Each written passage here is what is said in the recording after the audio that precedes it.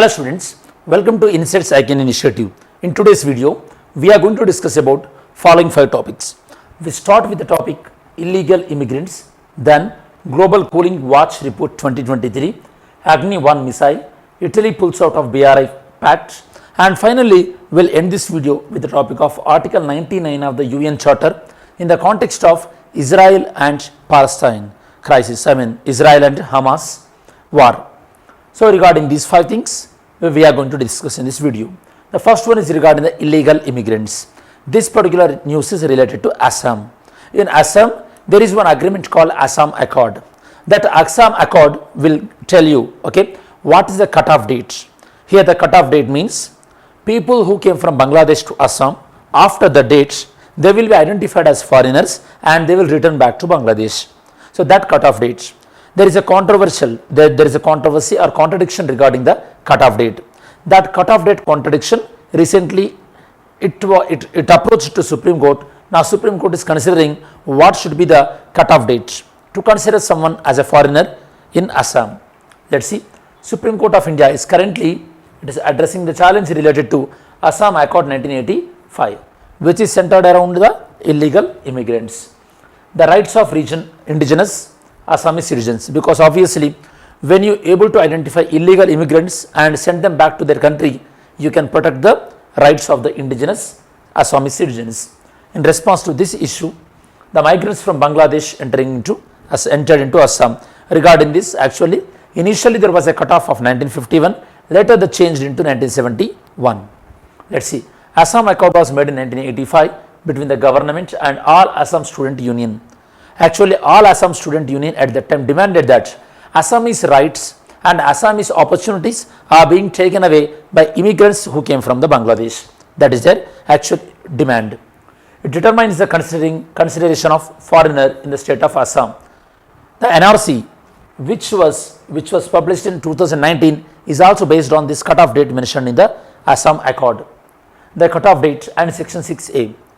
The clause 5 of the Assam Accord sets the cutoff date as 1st January 1966.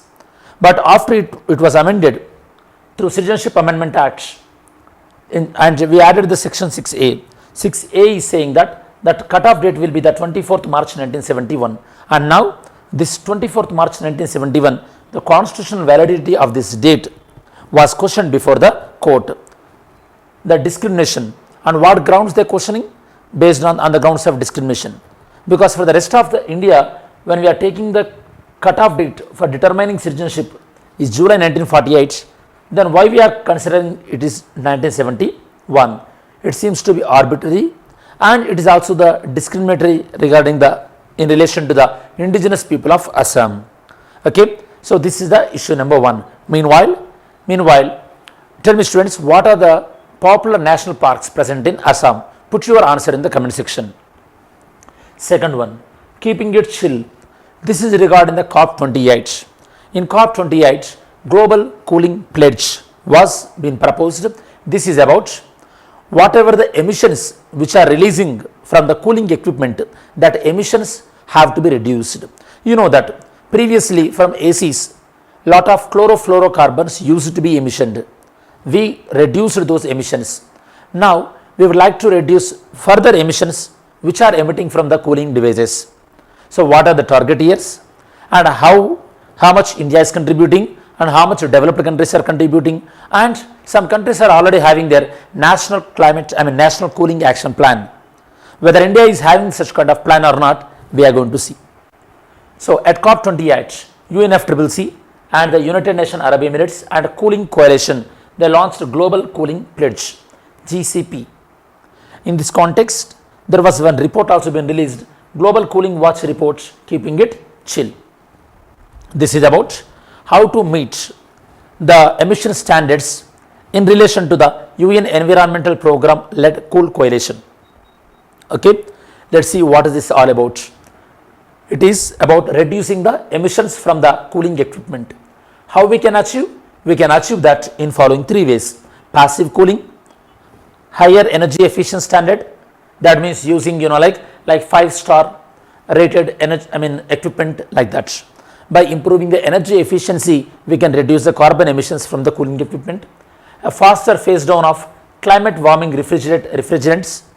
Okay, we should reduce this kind of usage of these refrigerants so that we can move towards achieving the near zero emissions from cooling equipment. Now let's see how it is contributing. According to this, the cooling sector, they are contributing around 20% of the electricity use, and by implementing so many measures, we can make this cooling sector's emissions by 2050. We can reduce their emissions by 60% compared to now by going for alternative methods. Those alternative methods we have to explore. The G20 countries, they have the potential to reduce these cooling emissions. Almost all, they can reduce around 73%. They can reduce these cooling emissions if they implement advanced technology. Once they achieve that, meanwhile they can transfer the technology to developing as well as underdeveloped nations as well. In the case of India, by reducing the cooling emissions, we can reduce almost all 2 billion tons of carbon dioxide emissions by 2050. It will help to India's goal towards the net zero carbon levels. You know that India itself fixed 2070 as a target for net carbon zero emissions. How to achieve this how to reduce this cooling emissions? Like we discussed earlier, by using the passive cooling measures such as insulation, natural shading and ventilation. By using this, we can reduce our dependence on cooling equipment so that we can reduce the cooling emissions as well. Then improving the efficiency standards like minimum energy performance standards, and by adopting the national cooling action plan. India is one of the country which opted the national cooling action plan, and along India, some other 40 countries also adopted the national cooling action plan. Apart from that, there are 25 other countries which are planning to adopt such kind of plans. Of course, we can call it as a welcome move. This India cooling action plan, it was launched in 2019. It is about reducing the carbon emissions from cooling and enhancing the energy efficiency in the cooling sector. Now we are moving to the third topic. This third topic is about the Agni-1. Recently, the launch of Agni-1 took place successfully in APJ Abdul Kalam Island, Odisha. When you are reading about any missile, you have to know whether that is a ballistic missile or the cruise missile.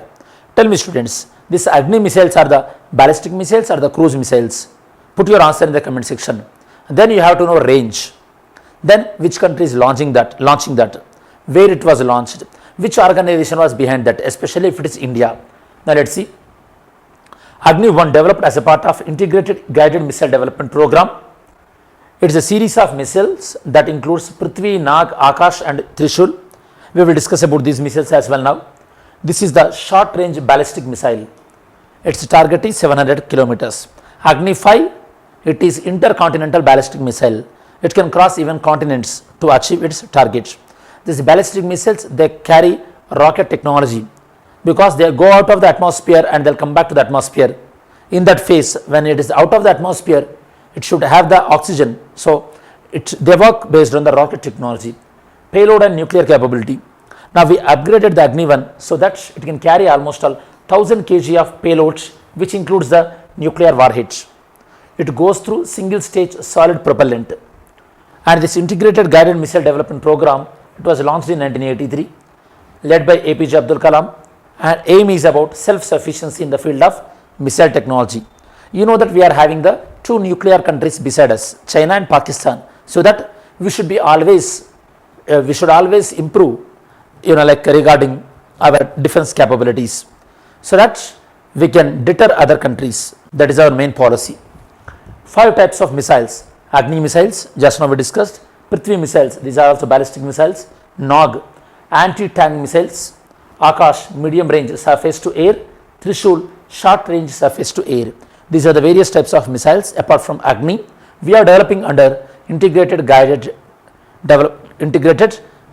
Missile Development Program, which was conceived by the APJ Abdul Kalam. Next topic, it is about Italy leaving out of BRI. You know the students, recently Italy sent this kind of signals when it attended the G20 summit.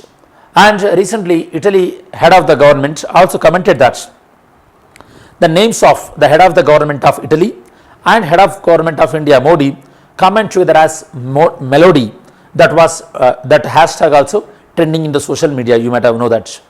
Now, Italy did not see any tangible benefits by being a member of BRI, Belt and Road Initiative. Because of that, it decided to come out of that initiative. This BRI is the China's infrastructure development model. Previously, this route used to have the Silk routes. In this Silk routes, now China proposed this infrastructure project. It includes both land as well as the maritime routes. As a part of maritime routes, China constructing various ports across different countries. In the part of that, Hambantota as Colombo port, okay, we have seen. But so many countries, they are not interested, and some even they are coming out of the BRI because they are, especially small countries, they are leading their economies towards the debt trap created by the China. Italy recently decided to withdraw from the BRI because mainly pressure from the USA as well as the European Union. They don't want to over dependent on China, especially that over dependent costed very high during the COVID pandemic time.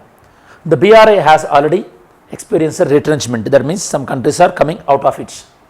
The debt diplomacy, which we have seen, the victim is Sri Lanka. Even Sri Lanka, it kept its entire port handed over to China because Sri Lanka unable to pay the debt to China.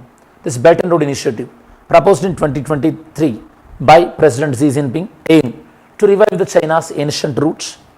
Objective, China will provide loan for infrastructure projects in various countries, and of course that project is also been taken up by the Chinese companies.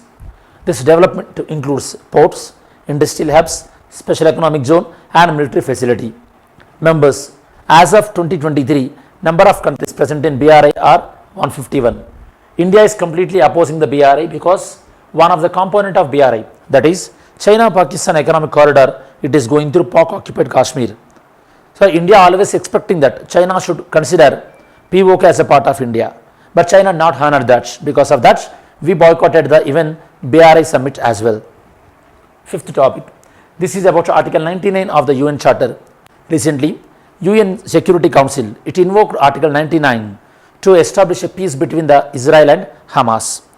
This is an article, it is a discretionary power of the UNO, especially to establish the international peace and security.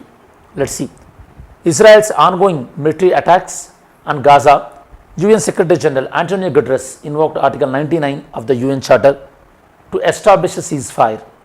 This Article 99 is saying that the Secretary General may bring the attention of the Security Council, so that Security Council members' attention is expecting by the UNO to establish international peace and security.